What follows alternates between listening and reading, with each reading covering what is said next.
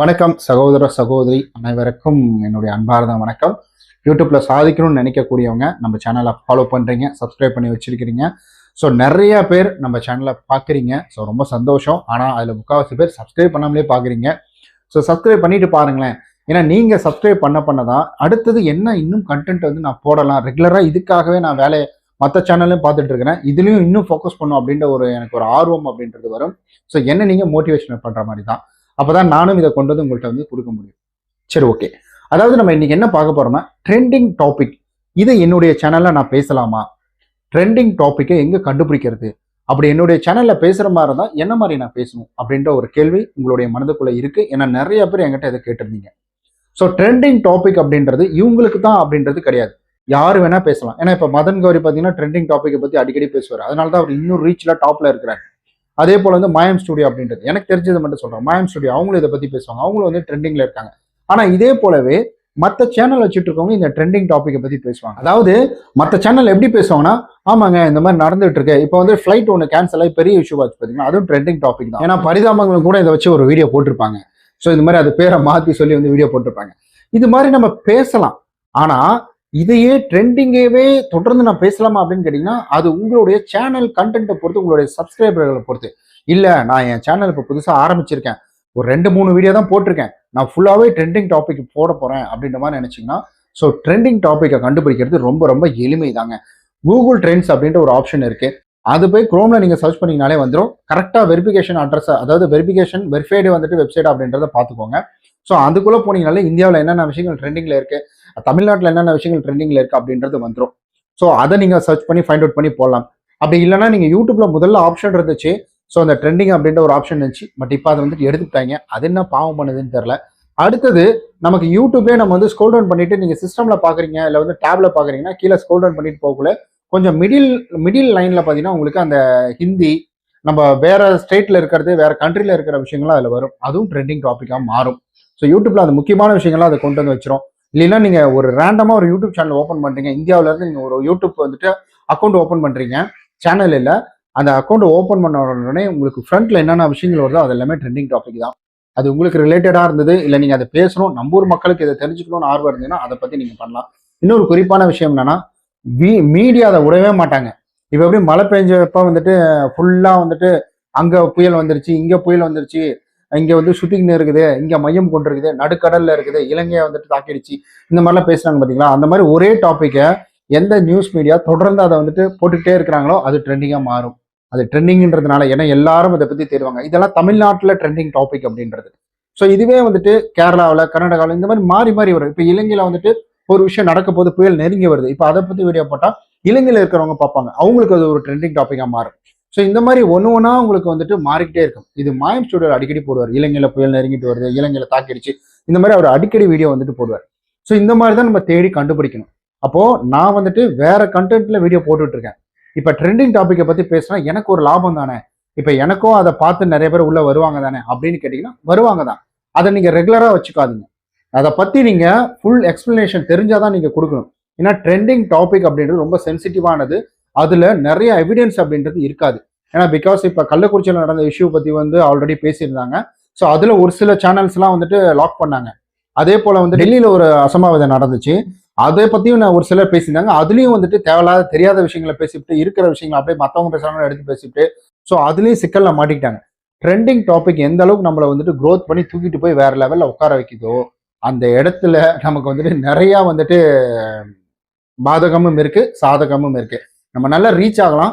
ஆனா தெரியாத விஷயங்களை தப்பா நீங்க ஒரு விஷயங்களை சொல்லிட்டீங்கன்னா இதனால உங்களுக்கு எதுன்னு பாதிப்பு வரலாம், உங்க சேனலுக்கும் பாதிப்பு வரலாம். ட்ரெண்டிங் விஷயத்த பேசுங்க. அதை எப்படி பேசலாம்னா, ஓகே நானும் கேள்விப்பட்டேன், இந்த மாதிரி நடந்துட்டு இருக்குது, ரொம்ப வருத்தப்படுறேன். இப்போ வந்துட்டு கரூர்ல ஒரு 40 பேர், ஸோ அந்த விஷயம் நடந்தது இல்லைங்களா, அதை பத்தி வந்துட்டு நான் பேசலான் இருந்தேன். அதுக்கப்புறம் எனக்கு வேலை இருந்தது, வெளியில போயிட்டேன், பேச முடியல. நான் பேசுனது எப்படி நம்ம பேசியிருப்பேன், கண்டிப்பா நானும் கேள்விப்பட்டேன், ரொம்ப வருத்தமா இருந்தது. ஸோ ரொம்ப கவலையா இருந்தது. பாவம் என்னென்ன கனவுகள் அவங்க வந்திருப்பாங்க, அவங்க இந்த இடத்துல வந்துட்டு இருந்தேன்னு சொல்றாங்க, இத்தனை பேர் வந்துட்டு ஏதோ பண்ணுன்னு சொல்றாங்க அப்படின்ற மாதிரி சொன்னாங்க.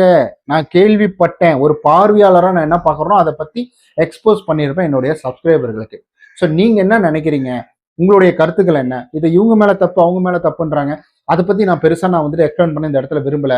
ஸோ நீங்க என்ன சொல்றீங்க, உங்களுடைய கருத்துக்கள் என்ன அப்படின்றத கீழே சொல்லுங்க. அப்படின்ற மாதிரி இது போன்று வந்துட்டு பேசலாம். ஸோ அதை விட்டுட்டு எப்படி இவங்க பண்ணலாம், அதுக்குன்னு நீங்க வந்துட்டு பர்டிகுலரா அதுக்காகவே இருக்கிறீங்கன்னா நீங்க பண்ணிட்டு போங்க, பிரச்சனை கிடையாது. நான் இதுக்காக தான் இருக்கேன், okay I will face all, எந்த ப்ராப்ளம் இருந்தாலும் நான் ஃபேஸ் பண்ண ரெடி அப்படின்ற மாதிரி தான் நீங்க தாராளமா வந்து அதை பத்தி பேசலாம். எப்படி இவங்க பண்ணலாம், இந்த இடத்துல இத்தனை பேர் போட்டுருக்கோமே, இந்த இடத்துல எதுக்கு இத்தனை பேர் போடல, ஏன் இவ்வளவு பேர் வரல, இவங்க வந்துட்டு ஏன் இந்த ஆம்புலன்ஸ்ல கொடி குத்திட்டு போறாங்கன்னு சொல்றாங்க, என்ன பிரச்சனை உங்களுக்கு, யார் வந்து செருப்பு தூக்கி அடிச்சது, ஸோ இதெல்லாம் வந்துட்டு பேசலாம். ஸோ உங்களுக்கு எல்லாம் ஓகே, நான் பார்த்து பண்ணானுங்க அப்படின்னா பேசலாம், இல்லை அதை பத்தி உங்களுக்கு தெரியும் அப்படின்னா நீங்க பேசலாம். இல்ல தெரியல அப்படின்ற பத்தி இருக்கும் பொழுது ஒரு ட்ரெண்டிங் டாபிக் அப்படின்றது, ட்ரெண்டிங் அப்படின்றது ஒரு சென்சிட்டிவான டாபிக் அப்படின்றது. ஏன்னா அதுக்கான ஆதாரம் பெருசா வெளியில வந்திருக்காது, வாயு மூலியம் அது மாறிக்கிட்டே வரும். ஏன்னா நிறைய நியூஸ் மீடியாவே மாத்தி மாத்திதான் பேசுவாங்க. ஒரு டைம் இந்த மாதிரி சொல்லுவாங்க, ஒரு டைம் வேற மாதிரி சொல்லுவாங்க, ஒரு டைம் 5 பேருமாங்க, ஒரு டைம் 6 பேருமாங்க, மாத்தி மாத்தி பேசுவாங்க. அவங்களுக்கு தனியா லீகல் டீம் இருக்கும், அவங்க பார்த்துப்பாங்க. ஸோ அதனால எது பேசுறதா இருந்தாலும் கவனமா பேசுங்க யூடியூப்ல. அது வந்துட்டு தேவையில்லாத, ஏன்னா அது வைரல் ஆகிறதுக்கும் வாய்ப்புகள் இருக்கு. ஸோ நிறைய பேர் லட்சக்கணக்கானவர் பார்ப்பாங்க, கோடிக்கணக்கானவர் கூட பார்ப்பாங்க. அதனாலதான் சொல்றேன் நான், ஒரு ட்ரெண்டிங் டாப்பிக்கை பேசுங்க. அதை வந்துட்டு ஓகே என்னுடைய பாயிண்ட் ஆஃப் வியூ நான் பார்க்குறேன், நீங்க என்ன அந்த மாதிரி வந்து பேசி போறீங்க, இல்லை முழுமையா பேசணும் தான் ஓகே, உங்களால ஃபேஸ் பண்ண முடியும்னா பேசுவாங்க. ஏன்னா சொல்ல வேண்டியது என்னுடைய கடமை.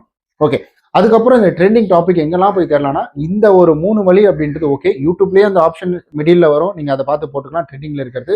இல்லை புதுசா ஒரு யூடியூப் ஓப்பன் பண்ணி அதுல எந்த இதுவும் லாகின் பண்ணாம நீங்க வந்துட்டு லாகின் பண்ணுங்க ஜிமெயில் ஐடி, அதுல வந்து எந்த இதுவுமே நீங்க சர்ச் பண்ணி பாக்குறீங்களா அந்த மாதிரி பார்க்காம ஒரு ஜிமெயில் ஐடியை மட்டும் போட்டு நீங்க அந்த ஒரு அக்கௌண்ட்டை லாகின் பண்ணிட்டு நீங்க பாத்தீங்கன்னா அதுல தமிழ்நாடு அப்படின்றது அதுல வந்துடும். அப்ப தமிழ்நாட்டில் என்ன ட்ரெண்டிங்ல இருக்கு, அப்ப இந்தியாவில் என்ன ட்ரெண்டிங்ல இருக்கு அப்படின்றது அது ஆட்டோமேட்டிக்கா அது காட்டும். முன்னாடி அதை தான் விசிபிலிட்டியா கொண்டு வந்து வைக்கும், அதை பார்த்துக்கோங்க. இதெல்லாம் விட நியூஸ் மீடியா பேசுவாங்க பாருங்க, ஒரே விஷயத்தையே திரும்ப திரும்ப திரும்ப பேசுவாங்க. பள்ளி லீவா, புயல் வந்துருச்சா, புயல் வரப்போகுதா, 100 கிலோமீட்டர் தூரத்தில் மையம் கொண்ட புயல், அந்த மாதிரி அவங்க பேசின விஷயத்தையே பேசுவாங்க. அதெல்லாம் ட்ரெண்டிங் டாபிக் தான். அப்புறம் மதன் கௌரி அவரை ஃபாலோ பண்ணுங்க வேண்டாம், அவர் என்னென்ன விஷயங்கள் பேசுறாரு, ஏன்னா அதை தான் அவர் ஃபைண்ட் அவுட் பண்ணி பேசுறாரு, ட்ரெண்டிங் டாபிக் தான் அவர் ஃபோக்கஸ் பண்றாரு. ஸோ ஒரு சின்ன ஒரு ஐடியா, அதுக்குன்னு அவர் பேசினதை எடுத்து நீங்க அப்லோட் பண்ணிடாதீங்க, அது தப்பு. அவர் பேசினதை பார்த்து அப்படியே படிக்காதீங்க, அவர் பேசினதை பார்த்து புரிஞ்சுக்கிட்டு நீங்க அதை பேசலாம். ஏன்னா மதன் கௌரி அதான் பேசுறாரு, நியூஸ் சேனல்லாம் அதான் பேசுறாங்க, அதுக்கப்புறம் நம்ம மாயம் ஸ்டுடியோல அதான் பேசுறாங்க. ஏன்னா அவங்களுக்கு தகுந்த மாதிரி அவங்களுடைய R&D ஒர்க் பண்ணி அதுல வந்துட்டு பேசுறாங்க. ஸோ இந்த மாதிரி நீங்க அந்த ஐடியாவை எடுத்துக்கலாமே தவிர, அந்த ஐடியாவை அப்படியே வந்துட்டு அங்க மனப்பாடமா அங்க பார்த்துட்டு ஓகே சார் மதன் கௌரி இப்படி பேசினாரு, இந்த மாதிரி ஃபர்ஸ்ட் லைன் இப்படி ஆரம்பிச்சார், செகண்ட் லைன் இப்படி ஆரம்பிச்சார், அந்த மாதிரி பண்ணக்கூடாது. இது எல்லாமே ப்ராக்டிக்கலா இருக்கக்கூடிய நான் வந்துட்டு விஷயங்களை சொல்லியிருக்கேங்க. ஸோ இதெல்லாம் சிம்பிளா போய் எடுக்கலாம். இல்ல எனக்கு வந்துட்டு நான் போய் சர்ச் பண்ணி பார்க்கணும், அதுல எப்படி ட்ரெண்டிங்கை ஃபில்டர் பண்ணணும் அப்படின்ற மாதிரி யோசிச்சிங்க, இல்லை இன்னும் இன்டெப்தா நீங்க இதெல்லாம் வீடியோவா போடுங்க, விஷுவலா போடுங்க அப்படின்னு நினைச்சீங்கன்னா, ஸோ அதை பற்றியும் நான் வீடியோ போட தயார். ஸோ ரேண்டமா நமக்கு புரியுற மாதிரி சொல்லிட்டேன்.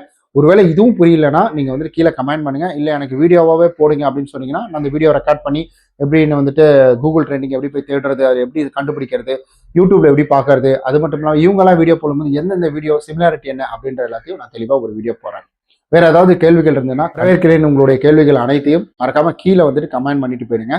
நம்ம நாளைக்கு இது போல நல்ல இன்ட்ரெஸ்டிங்கான நல்ல பயனுள்ள சூப்பரான வீடியோ சந்திக்கலாம்.